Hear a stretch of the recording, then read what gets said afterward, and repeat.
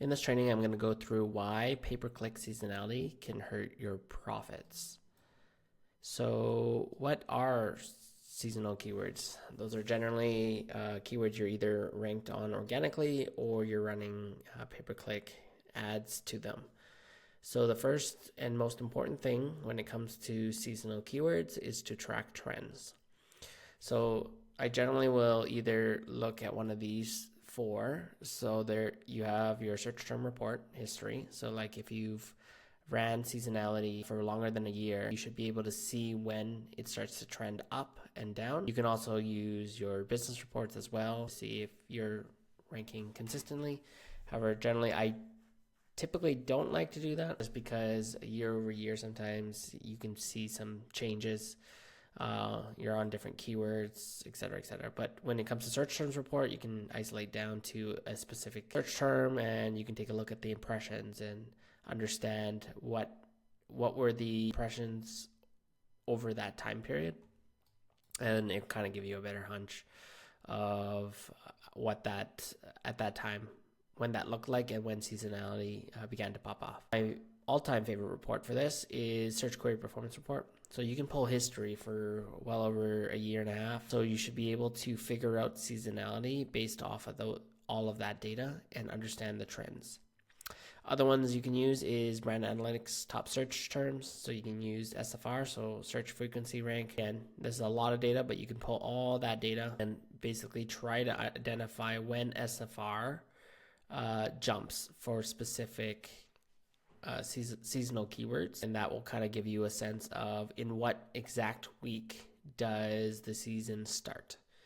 And then you can use some other third-party tools, which in general I don't see why you would, because you do have first-party data to be able to come to a conclusion on what the trending is, and this data is always going to outperform the third-party tools that have exact match search volume and stuff like that. Okay, so I'm just going to use Search Query Performance Report because that's the one that I typically go to when I'm looking at trends. So the first thing we're going to want to do before a season even starts is figure out the exact week the season begins and ends. So generally what I typically like to do is I like to trend this data over a chart or a graph and filter it down by a specific keyword. So let's just say if you're in the gifting niche, you're going to try to look for the keywords that have the word gift in it, because usually those will pop off as very specific week. So it's not going to happen on the week of the sale. It's going to happen generally just before that. So you're going to want to figure out what is the search volume before it begins and the week it actually starts, and then when it ends. So what you want to do, now that you know the start and end date, you're going to want to increase visibility just before it starts. So when you want to do this really depends on how competitive that specific search term is. But generally, what you're going to find, or the goal there, is to try to gain top of search rank organically. So before I dive into that, the one thing I do want to explain is the ranking criteria on how to rank on Amazon. So it really comes down to three things. You got relevancy, so your product has to be relevant to the search term that you're going after. So let's just stick to the gifting keywords.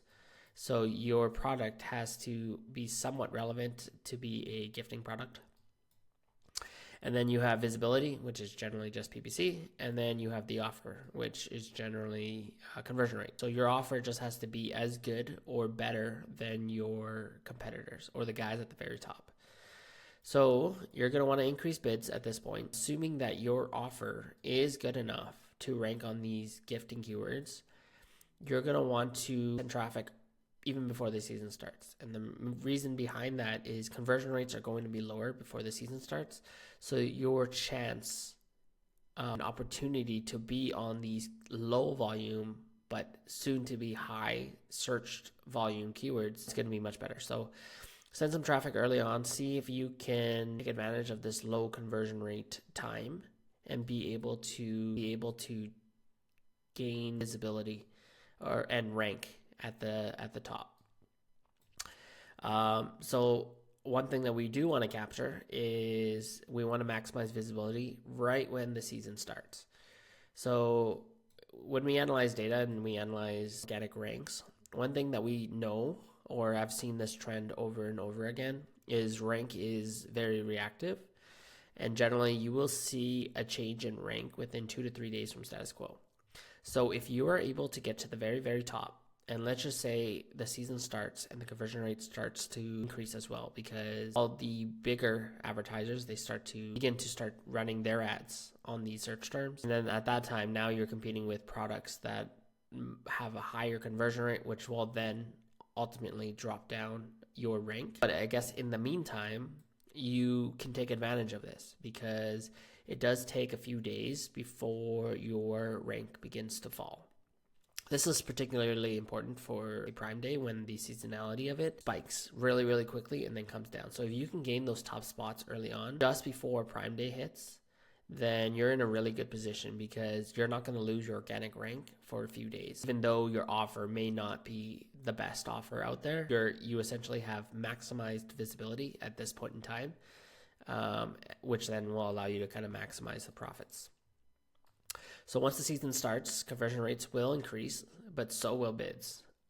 Just like I said, you have competitors that realize, oh, the season is starting, I'm going to increase my bids. Those products could have a much better conversion rate than you, which will then put you in a position where your offer is no longer the best, and your conversion rate will, or your rank will ultimately fall, or not. If your product can actually compete with everyone else, then you're going to stay at the top. So you really only have two choices here. You have your rank falls below the top of search, or your rank is maintained at the top of search. So if your rank is below the top of search, then the next question you want to ask yourself is, can you make any money off of this? So if you can make money off of PPC, then great. Continue to run your bids. You're going to lose your rank. However, you're going to capture the increased search volume that happens during that seasonal period and be able to generate profits at the PPC level. Conversion rates in general during those periods during seasonality periods are going to be much higher as well. So just take that into account on whether you can be profitable with PPC or not. So the key here is your expected ACOS going to be lower than your gross margin? That's how you know you're going to make any kind of money on the PPC side of things. If no, the answer is turn off your ads, because you're at a point now where you're spending money to lose more money. You can't organically rank. You're falling in your ranks, so you're not organically visible. And then if you continue to run ads and you're unprofitable, now you're just losing money. So if you find yourself in this situation, turn off your ads, because this just means you can't compete for those seasonal keywords, and just save that spend and just don't fall into this trap. So if you're on the other side of the spectrum and your top of search rank is maintained, you're in a really, really good position, because you not only got there first by applying bids early on and being able to get to the top of the organic rank, but you're able to maintain it, which means even though those new guys have come in that have also a pretty good conversion rate, it didn't affect your conversion rate or your offer, because your offer is actually pretty good for those seasonal keywords. So now that you're at the top, all you really want to do here is you just want to monitor top of search placements and not lose it, because when season starts, competitors generally will come in and start to bid much, much higher than what you were bidding at this point in time here. So just make sure you watch that. You can use Campaign Manager and take a look at some of your biggest keywords that are seasonal and see what happens to top of search placement percentage, and just make sure that it's not falling. And then all you have to really do is just kind of adjust the bid to maintain top of search. And that really depends on how long the season is, but that's kind of how you would approach it, just to make sure that you're maximizing the profits at that point. Because you can stick with the guys at the top for those search terms, so you might as well ride the wave of the higher conversion rate season. So now that the season started and it continues and you execute as follows, you're going to get to the point where the season ends. So we know when the season is going to end because we did that work up here. So when the season ends, bids are always going to remain high. That's because sellers aren't as reactive to changing bids as they really should be. But if you've done the work ahead of time, then you already know when to actually drop the bids. So once the season ends, bids remain high, drop bids immediately. The reason is because now your bids are really high, conversion rates also fail. So when conversion rates fall and your bids still remain high, you're going to start to run unprofitable at this point when you're running your PPC. Traffic will have come down. However, you're just kind of losing money now on the back end. So it's just better to just get rid of it, or just stop sending traffic at this point quickly, and then just save that and put that back into your profit. So one last thing here is, if you are using any sort of automation tool or automation software, be sure to blacklist these dates. You're going to want to blacklist the actual period, but also the period just after and the period just before. Generally, it's more important after, as well as the actual day of the event. And that's more so because if you're running any kind of automation software for bidding purposes, for me personally, I use revenue per click times target ACOs. So I'm using history to assign my bids. So if my history includes these seasonality periods, I'm not going to have the most optimal bids. So you just want to make sure that you take care of it at that level. So hopefully that training helped.